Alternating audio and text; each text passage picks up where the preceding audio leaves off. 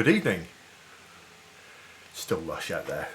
I've got one of the curtains closed because it's 9:15 and it's still really bright.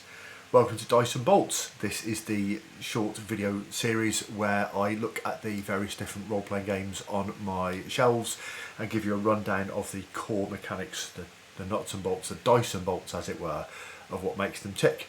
And in the first of 3 videos this evening, I am going to be looking at, starting to do this more often, I do know like that.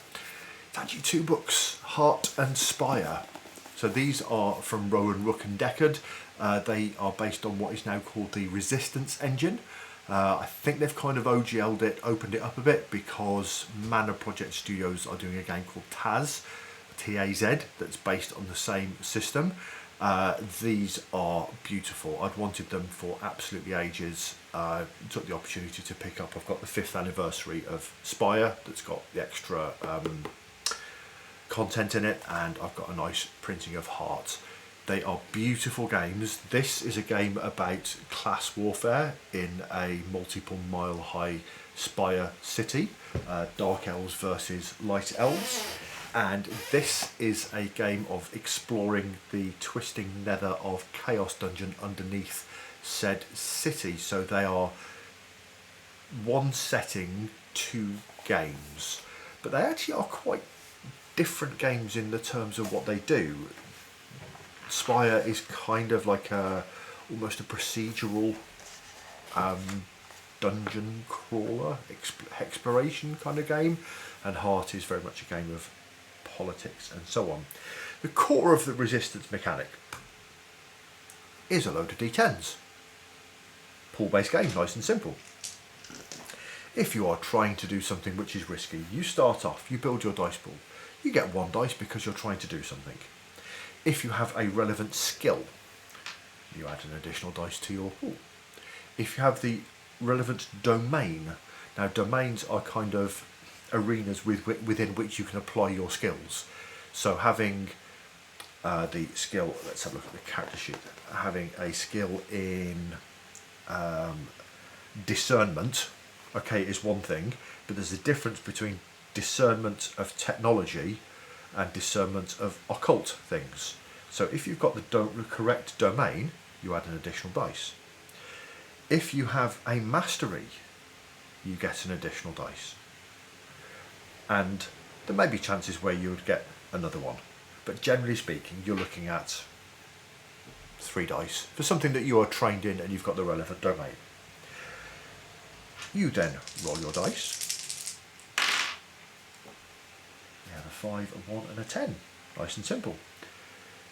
If the roll that we were making, we're looking not for a total, we're looking for the highest dice.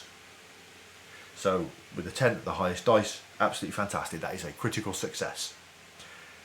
If your highest die were a 9 or an 8, you would succeed, not take any stress. If your highest die is a 6 or a 7, you would succeed, but you would take stress. If the highest die that you had was a 5, you would fail and you would take stress. If your highest dice is a 1, you fail and you take double stress. So you're always pushing the engine.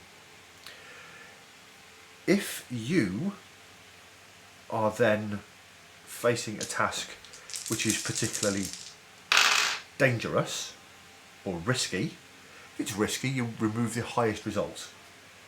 So on a 7-4-2, we remove the 7, we get a 4, we fail, we take stress, we don't do the thing. If we were on a particularly dangerous roll, we actually remove the highest 2 dice. So that nice 10 would go, that 6 would go, leaving us with a 2. That sucks. Stress is then applied against your various resistance tracks, and one of the big keys is that the storyteller keeps track of the resistance, so you don't necessarily know. It's very push your luck kind of mechanic, so you don't necessarily know how many points of resistance you've got left against the various stresses that it the environment and the world will throw at you. So that's the Resistance engine, powering Heart, powering Spire, and powering the forthcoming Taz from the core systems are from Rowan, Rook and Deckard, and Taz is from Mana Project Studios. Pool of D10s based on your skill and abilities. Take the highest single dice and then remove them for particularly difficult tasks. That's the dice and bolts of it. Roll well, tell some good stories, and I'll see you soon.